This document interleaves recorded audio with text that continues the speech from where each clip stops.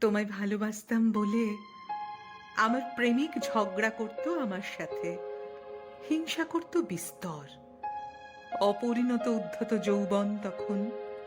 তোমার রক্তকরবী নন্দিনী হতে ইচ্ছে জাগত আমার, ভেঙে চুরে নির্মাণ করতে সব, নিজের জীবনটাকেও। সিঁড়ির তলায় বসে বসে বাসন মাজতে মাজতে মনে হতো, এই তো আমার হরিত মৃত্তিকা, আমার নাগাই নদী, ওই অদূর কলতলা।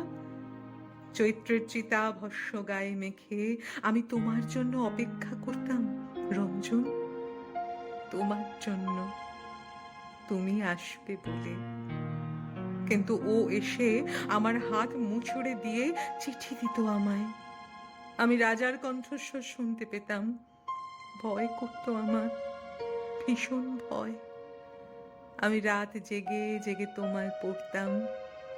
আর ফোনালাপে আমার প্রেমিক বলতো, কেন ওর কাছে যাও, কি আছে তোমার? আমি বুঝতাম প্রেমিকের পৌরুষে আঘাত লাগে রঞ্জন না হতে পারলে।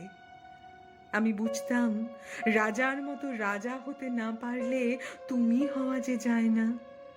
সে কথা ও বুঝতো আর গুটিয়ে যেত। ওই গুটিয়ে যাওয়ার আস্ফালনে আমায় ভীষণ রকম চিৎকারে আর মারের প্রহারে বুঝিয়ে দিত, ওর চিঠি নেই, ডাকঘর নেই, নিদেন পক্ষে একটা খরস্রোতা নদীও নেই।